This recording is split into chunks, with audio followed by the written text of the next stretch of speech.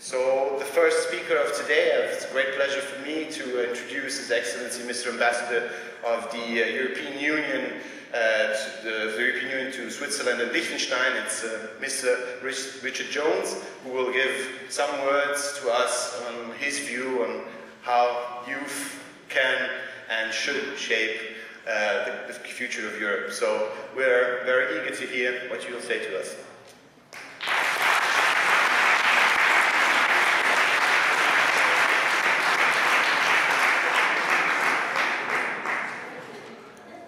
Thank you, Luca, very much for those introductory words. And I have to say, it's a great honour and a privilege to be asked to say a few words to this Congress tonight.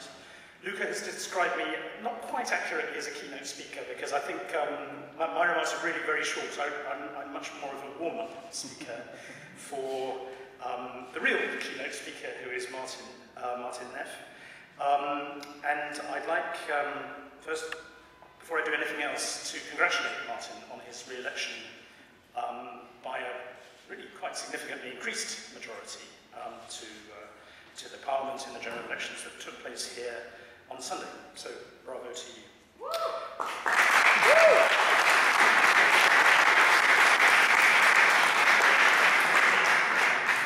And I should add, in absentia, bravo to Krista, who was also re-elected, and it's great to have two such staunch pro-Europeans giving that side of the argument in the new Parliament. As I say, it is a fantastic honour to be here tonight. This morning I was trying to dress in the dark as usual, and I chose this tie, and I think it's appropriate. This is retro chic. This is a 1998 UK presidency tie, and it was designed by children from the then 15 member states, and each of the children drew a star representing their own country, and then they come together in a union on this tie. There are two variants. This is the less restrained variant. We call this the road traffic accident tie, and it has Britain there with a sort of Union Jack like a pair of underpants, and it has Italy with a pizza in the middle, which caused a massive diplomatic row. But my point is that this, I think, is a very nice expression of how young people, these were very young people at the time, can be enthused about Europe. These people are now grown up. I think maybe there are one or two in the audience, maybe they're older than you are. But my point is that it's through the enthusiasm of young people for Europe that I think we will build this project, and this project will continue. It's not, I have no doubt about that, and I have no truck with the naysayers that say it's a sandcastle which will be overwhelmed by a tide. I think this sort of enthusiasm, and the sort of enthusiasm that you show in your activities in all your countries and coming together here, I think will guarantee the continued success of the project.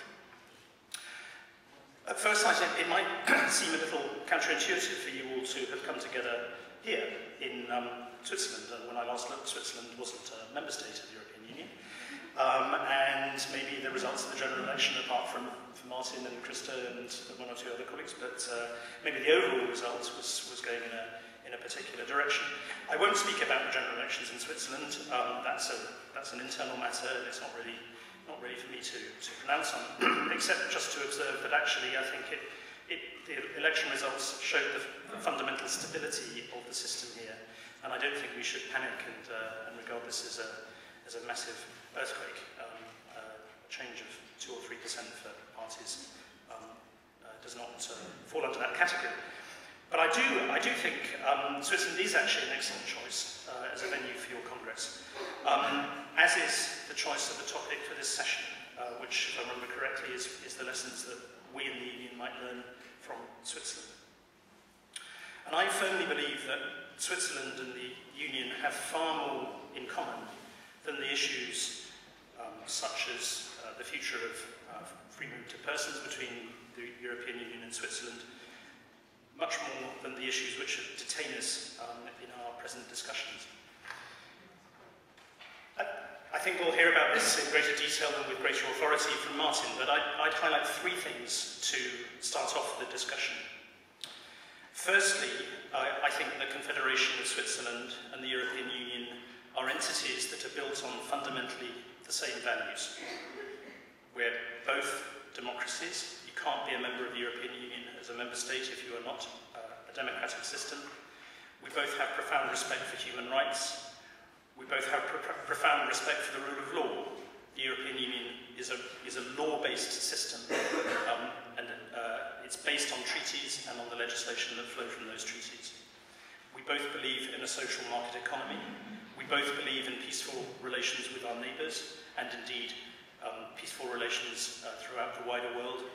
And we both express solidarity with those less fortunate than ourselves, and I think we see that in the respective reactions to the present migration crisis.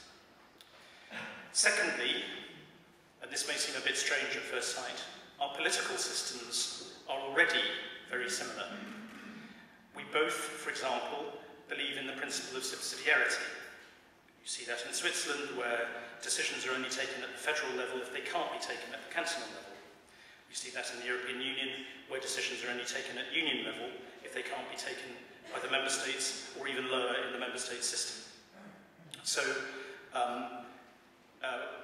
we're both not actually centralised systems in the way that some critics of the European Union argue, but both believe that decisions should be taken as closely as possible to the citizen. And we're both systems that are based on checks and balances, on the balance between various institutions which express various interests in our systems. And results are achieved in both Switzerland and in the European Union through compromise and, keyword, consensus. But thirdly, and this goes slightly against my remarks about the general election in Switzerland, I think both systems are systems which change and which evolve.